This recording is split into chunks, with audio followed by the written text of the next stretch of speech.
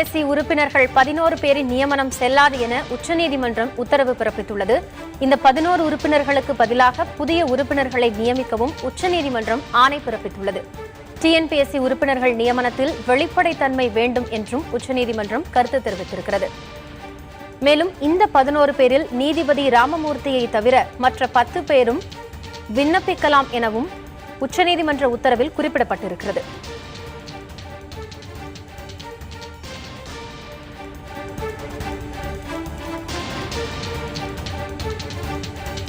இது தொடர்பான கூடுதல் விவரங்களை டெல்லியில் இருக்கும் செய்தியாளர் நிரஞ்சனிடம் கேட்டு பெறலாம்.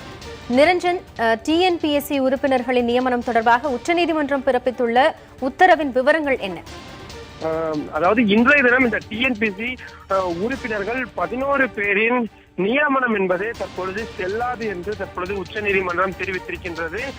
இதற்கு பதிலாக புதிய குழு ஒன்றினை அமைக்க வேண்டும், அதாவது புதிய உறுப்பினர்கள் தேர்வு செய்யப்பட வேண்டும் என்று உச்சநீதிமன்றம் தெரிவித்திருக்கின்றது. இதில் இந்த 11 பேரில் ஒரு நீதிபதியும், அதாவது ஓய்வு பெற்ற நீதிபதியும் ஒருவர் இருக்கின்றார். அவர் இந்த டிஎன்பிஎஸ்சி உறுப்பினர்களிலிருந்து முழுவதுமாக தகுதி நீக்கம் செய்யப்படுகின்றார்.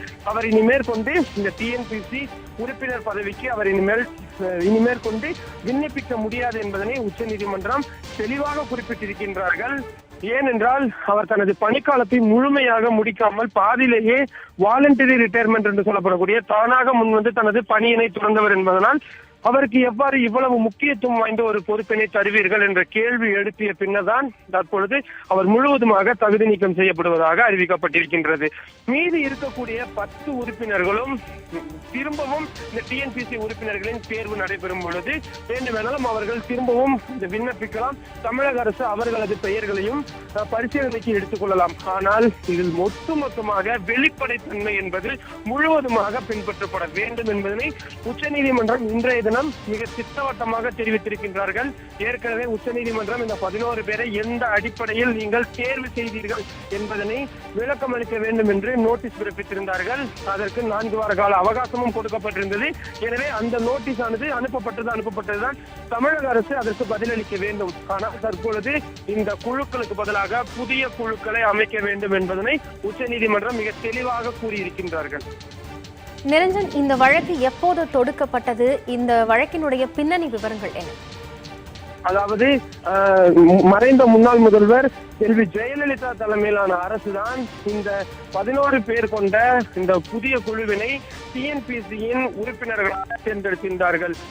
இந்த நியமனத்தில் இவர்கள் இருக்கக்கூடிய இந்த 11 பேரும் தகுதியற்றவர்கள், இந்த பணிக்கு முற்றிலுமாக தகுதி அற்றவர்களாக இருக்கக்கூடியவர்கள். அது மட்டும் இல்லாமல் அதிமுக அரசு, அதாவது தமிழக அரசு அவசர கதியில் இந்த வழக்கினை தொடுத்தார், இந்த உறுப்பினர்களை தேர்ந்தெடுத்திருக்கிறார்கள் என்று கூறி திமுகவை சேர்ந்த தற்பொழுது மாநிலங்களவை உறுப்பினராக இருக்கக்கூடிய TKS இளங்கோவன் சென்னை உயர்நீதிமன்றத்தில் மனு தாக்கல் செய்திருந்தார்.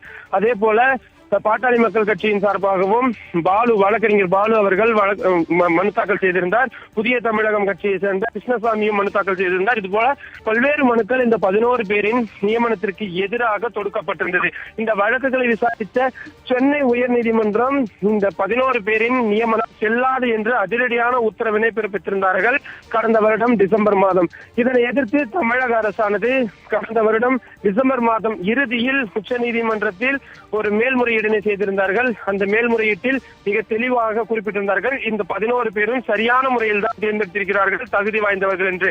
இந்த வழக்கு தான் இன்றைய தினம் உச்சநீதிமன்றத்தின் தலைமை நீதிபதியாக இருக்கக்கூடிய JS கெஹர் தலைமையிலான 3 பேர் அடங்கிய அமர்வு முன்பு விசாரணைக்கு வந்தது. இந்த விசாரணையின் முடிவில் தான் தற்பொழுது உச்சநீதிமன்றம் இது மாதிரியான அதிரடியான உத்தரவினை பிறப்பித்திருக்கின்றார்கள். எந்த ஒரு அரசு அதிகாரிகள் நியமனத்திலும் வெளிப்படைத்தன்மை பின்பற்றப்பட வேண்டும் என்பதனை உச்சநீதிமன்றம் மீண்டும் ஒரு முறை திட்டவட்டமாக தெரிவித்திருக்கிறார்கள். நிரஞ்சன், உச்சநீதிமன்ற உத்தரவின் வேறு ஏதேனும் சாராம்சங்கள் குறிப்பிடப்பட்டிருக்கிறதா? அதாவது இந்த வழக்கினை பொறுத்தவரை இந்த 11 பேரும் எந்த அடிப்படையில் தேர்ந்தெடுத்தீர்கள், இவர்களுக்கான தகுதி என்ன என்பதனை தான் முதலில் உச்சநீதிமன்றம் ஒரு மிகப்பெரிய கேள்வியாக எழுப்பியிருந்தார்கள். அது மட்டும் இல்லாமல் இந்த டிஎன்பிஎஸ்சி என்பது ஒட்டுமொத்த தமிழகத்தின் அதிகாரிகளை தேர்ந்தெடுக்கக்கூடிய ஒரு தேர்வு களமாக இருக்கின்றது. அப்படி இருக்கும் பொழுது அதன் உறுப்பினர்களை ஒரு உச்சகட்ட தகுதியின் அடிப்படையில் தானே நீங்கள் தேர்வு செய்ய வேண்டும். இவர்கள் எந்த கல்வி தகுதி அடிப்படையில் சேர்த்திருக்கிறீர்கள், இவர்களுக்கான வயது வரம்பு என்ன உள்ளிட்ட எந்த விவரங்களும் எந்த கைட்லைன்ஸும் இல்லாமல் தனிப்பட்ட ஒருவருக்கு பிடித்திருக்கிறது என்ற ஒரே காரணத்திற்காக நீங்கள் எவ்வாறு இவர்களை தேர்வு செய்தீர்கள் உள்ளிட்ட பல்வேறு குறுக்கு கேள்விகளை தான் இன்றைய தினம் உச்ச நீதிமன்றம் தமிழக அரசிற்கு கிடுக்குப்பிடியாக கேட்டிருந்தார்கள். தமிழக அரசின் சார்பாக மத்திய அரசின் தலைமை வழக்கறிஞராக இருக்கக்கூடிய முகுல் ரோத்தகி அவர்கள் ஆஜராகியிருந்தார். அப்பொழுது நீங்கள் மட்டும் எப்படி ஒரே நாளில் இத்தனை நீதிபதிகளையும் நீங்கள் தேர்வு செய்கிறீர்கள் என்ற ஒரு கேள்வி எழுப்பியிருந்தார். அதற்கு பதிலளித்த நீதிபதிகள், நாங்கள் இந்த நீதிபதிகளை தேர்வு செய்வதற்கான சில வழிமுறைகளை வைத்திருக்கின்றோம், இத்தனை ஆண்டு காலம் அவர்கள் அனுபவம் பெற்றிருக்க வேண்டும் உள்ளிட்ட விவரங்கள் எங்கள் கையில் இருக்கிறது. ஆனால் ஒரே நாளில் இந்த பெயர் பரிந்துரைகளை பெற்றீர்கள், ஒரே நாளில் கவர்னரின் கையெழுத்தினை பெற்றீர்கள், அவர்களுக்கான பணி நியமனத்தையும் நீங்கள் ஒரே நாளில் தமிழக அரசு எவ்வாறு செய்தது, அட் ஒன் ஷாட் நீங்கள் எவ்வாறு இந்த செய்தீர்கள் என்ற கேள்விதான் மீண்டும் மீண்டும் வலியுறுத்தப்பட்டது.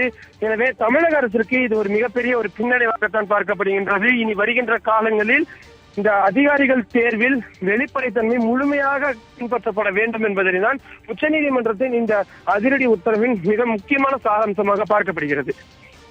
நிரஞ்சன், இந்த 11 உறுப்பினர்களுக்கு பதிலாக புதிய உறுப்பினர்களை நியமிக்க வேண்டும் அப்படின்னு உச்சநீதிமன்ற ஆணை குறிப்பிடப்பட்டிருக்கிறது.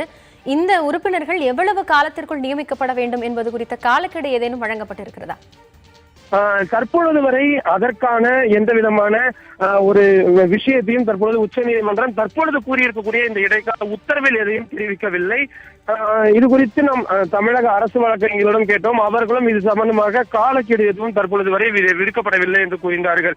இதில் ஒரு வேடிக்கையான விஷயமாக இன்றைய தினம் உச்சநீதிமன்றத்தின் இந்த நீதிபதிகள் மற்றும் வழக்கறிஞர்கள் இடையே நடைபெற்ற அந்த உரையாடலின் பொழுது திடீரென்று எவ்வாறு நாங்கள் இந்த 11 உறுப்பினர்களை தேர்ந்தெடுப்பது உள்ளிட்ட விஷயங்களை தமிழக அரசின் சார்பாக முகுல் ரோத்தகி அவர்கள் கேட்டார். அப்பொழுது அதற்கு தலைமை நீதிபதியாக இருக்கக்கூடிய ஜெயஸ் தகர் விளையாட்டாக எங்களிடம் கொடுங்கள், நாங்கள் 2 நாட்களில் உங்களுக்கான உறுப்பினர்களை தேர்ந்தெடுத்துக் கொடுக்கிறோம் என்று வேடிக்கையாக தெரிவித்திருந்தார்.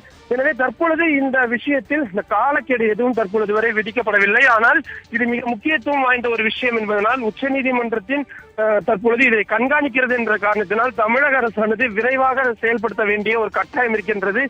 ஏனென்றால் இந்த வழக்கு விசாரணையின் பொழுது தமிழக அரசுதான் இன்றைய தினம் இந்த வழக்கினை மிக துரிதமாக எடுத்துக்கொள்ள வேண்டும் என்று கூறி தற்பொழுது 2 மணிக்கு இந்த வழக்கு மீண்டும் எடுத்துக்கொள்ளப்பட்டு தற்பொழுது இந்த உத்தரவும் வழங்கப்பட்டிருக்கின்றது. இனி இந்த உறுப்பினர்களை தேர்ந்தெடுப்பது அனைத்தும் தற்பொழுது தமிழக அரசின் கையில் தான் இருக்கிறது.